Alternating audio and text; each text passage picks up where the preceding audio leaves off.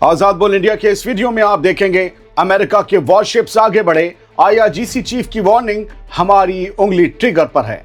Bunker में Ayatollah Khamenei के छुपे होने का दावा, सिक्योरिटी एहतियात क्या मीडिया प्रोपेगेंडा, लोकेशन पता होने का भी दावा।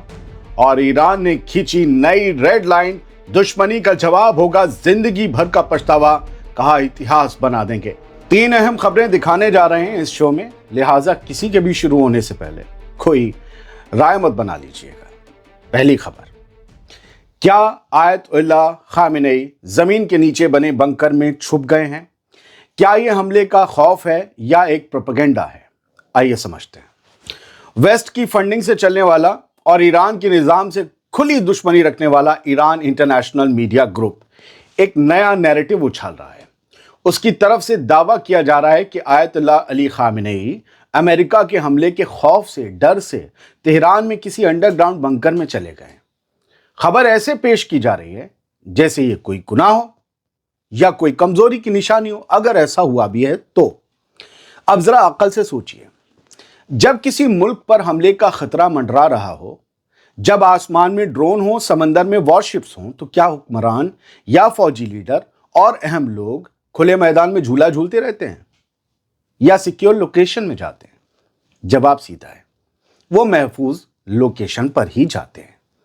यही काम जब बेंजामिन नेतन्याहू भी करता है, जब इसराइल के ऊपर मिसाइल से हमला होता है तब वो बंकर में चला जाता है। यही काम अमेरिका का सदर भी करता है, वरना व्हाइट हाउस के नीचे सीक्रेट बंकर किसी के वलीमे के लिए तो बनवाया नहीं गया। दुनिया की महफूज बिल्डिंग कहलाने वाले पेंटागन की इमारत में भी अंडरग्राउंड फैसिलिटीज हैं और रिपोर्ट्स कहती हैं कि व्हाइट हाउस के लिए एक नया बंकर फिर से तैयार किया जा रहा है। ऐसा एक बंकर सेकेंड वर्ल्ड वॉर के दौरान था। तो सवाल यह है, वहां ये सब जिम करने जाते हैं या मर्दानगी दिखाने बंकर के अंदर, या फिर वही करते हैं जो हर स्टेट करती है, यानी अपने टॉप लीडर को सिक्योर रखना। तो अगर मान भी लिया जाए कि supreme leader Ayatollah Khamenei underground हो गए, तो इसमें हर्ज क्या है? ये डर थोड़ी है भैया, ये तो बाकी लीडर्स की तरह ही एहतियात बरतने वाला कदम है, या फिर वो भी डरपोक है, नेतन्याहू और ट्रंप। ईरान इंटरनेशनल ये भी लिख रहा है कि आयतुल्लाह अली खामेनेई के बेटे Masoud Khamenei day to day affairs देख रहे हैं और बाकी लोगों से कम्युनिकेशन का जरिया बने हुए हैं। तो आइए इसका पोस्टमार्टम करते हैं। इसमें हैरानी क्या है? जंग या जंग जैसे हालात में कमांड और कम्युनिकेशन का डिस्ट्रीब्यूशन होना हर सिस्टम का बेसिक प्रिंसिपल होता है। असल मसला बंकर नहीं है। असल मसला यह है कि कुछ मीडिया आउटलेट्स अंध विरोध में इतने निकल जाते हैं आगे कि वो सोचते ही नहीं कि वो क्या लिख रहे हैं, और हम जैसे लोगों को हंसने का मौका मिल जाता है। हर सिक्योरिटी मूव को डर बताना, हर एहतियात को कमजोरी बताना, ये जर्नलिज्म नहीं है, ये प्रोपेगेंडा है। जब हालात नॉर्मल हों तब बातें और होती हैं, लेकिन जब वेस्ट एशिया में जंग का माहौल हो, अमेरिका खुलेआम धमकियां दे रहा हो और इसराइल हर फ्रंट पर आग भड़का रहा हो, तो अंडरग्राउंड जाना कोई खबर नहीं बल्कि स्टैंडर्ड प्रोसीजर है। सवाल यह नहीं है कि आयतुल्लाह खामेनेई कहां हैं। असली सवाल यह है कि कुछ मीडिया हाउस हर चीज को तोड़ मरोड़ कर डर की कहानी क्यों बनाना चाहते हैं। हमारा गोदी मीडिया इसमें माहिर है। आयतुल्लाह खामेनेई के खिलाफ इस तरीके के झूठ फैलते रहते हैं। क्या इसीलिए कि जंग की स्क्रिप्ट को जायज ठहराया जा सके, इसीलिए कहा जा रहा है वो बंकर में गए, या फिर इसलिए कि सच से ज्यादा झूठा शोर बेचना आसान होता है? शायद यही फर्क है रिपोर्टिंग और प्रोपेगेंडा में, और यही मैं आपको हमेशा समझाने की कोशिश करता हूं। शुरुआत में इसीलिए कहा था आखिर तक रहिएगा, वरना नैरेटिव बना लेंगे, अरे खामेनेई साहब को तुमने डर कर छुपा दिया। आगे बढ़ते हैं। ट्रिगर पर उंगली है और समंदर में वॉरशिप्स। अमेरिका और ईरान का टकराव खतरनाक मोड़ पर पहुंच चुका है। अमेरिका के वॉरशिप्स जैसे ही मिडिल ईस्ट की तरफ आगे बढ़ रहे हैं, ईरान के आईआरजीसी ने भी साफ कर दिया है कि हालात अब वार्निंग जोन से आगे निकल चुके हैं। अब तो ईरान की इस्लामिक रेवोल्यूशनरी गार्ड कॉर्प्स के चीफ मोहम्मद पाकपोर ने भी खुला ऐलान कर दिया है कि उनकी फोर्स पहले से कहीं ज्यादा तैयार है और उंगली घोड़े पर है, ट्रिगर पर। यह आईआरजीसी का चीफ कह रहा है। यह बयान ऐसे वक्त में आया है जब रीजन में यूएस नेवी की मूवमेंट तेज होती दिख रही है और जंग का माहौल और भारी होता जा रहा है। परसों आर्मी की तरफ से ये ट्रिगर पर उंगली की बात आई थी। ईरान की सुप्रीम नेशनल सिक्योरिटी काउंसिल के करीबी न्यूज आउटलेट नो न्यूज ने अपने टेलीग्राम चैनल पर पाकपोर के हवाले से ये कहा है कि IRGC और ईरान कमांडर इन चीफ के हर हुक्म को लागू करने के लिए पूरी तरह से तैयार है। पाकपोर ने अमेरिका और इसराइल को सीधे अल्फाज में धमकाते हुए कहा कि किसी भी तरह की गलत कैलकुलेशन से बचना, क्योंकि हालात अब खेल नहीं रहे हैं। ये खेल नहीं होने वाला, अब जंग ही होगी। ये तनाव ऐसे वक्त और ज्यादा खतरनाक हो जाता है दोस्तों, जब ईरान और अमेरिका के रिश्ते पहले से ही तल्ख दौर से गुजर रहे हैं। अब एक तरफ अमेरिका की नेवी फ्लीट मिडिल ईस्ट की तरफ बढ़ रही है, लगभग पहुंच चुकी है। दूसरी तरफ IRGC की ट्रिगर पर उंगली वाली वार्निंग है। तो मैसेज बिल्कुल साफ है कि ये सिर्फ बयानबाजी नहीं है, बल्कि मैदान में जाने से पहले की आखिरी वार्निंग भी हो सकती है। होगी, है नहीं कह रहा हूं, हो सकती है।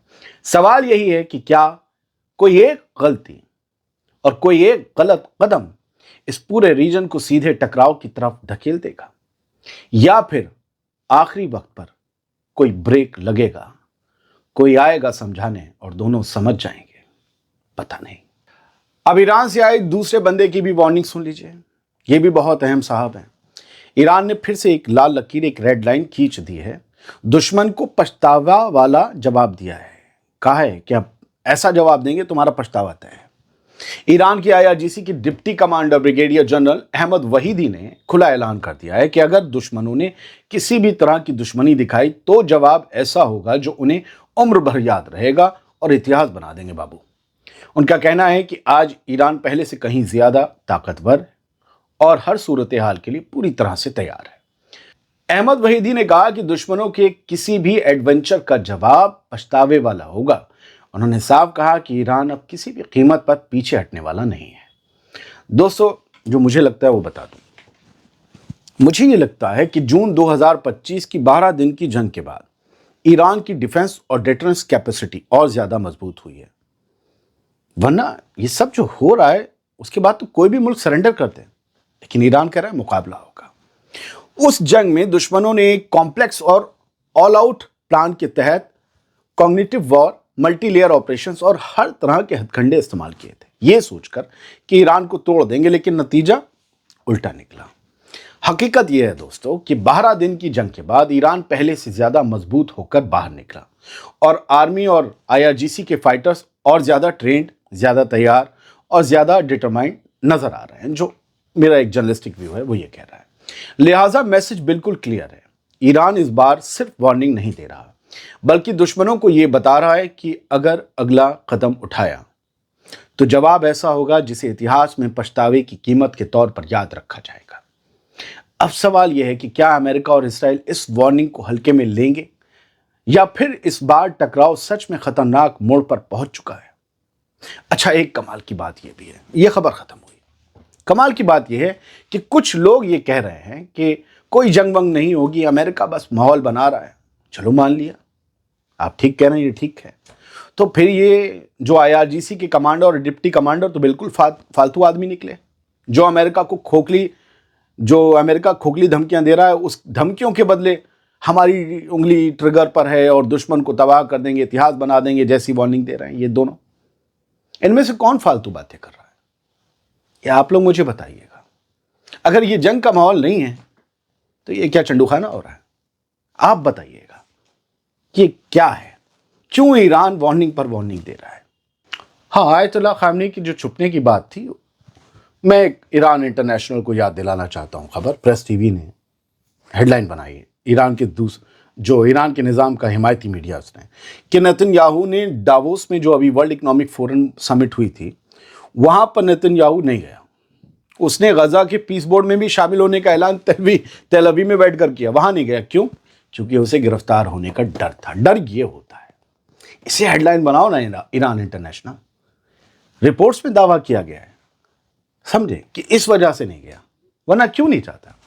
अब अमेरिका क्या कर रहा है? ईरान की तो बातें आपने सुन ली। अमेरिका जो है वो ईरान की शैडो फ्लीट को टारगेट कर रहा है और उस पर क्रैकडाउन कर रहा है। और ये शैडो फ्लीट क्या है?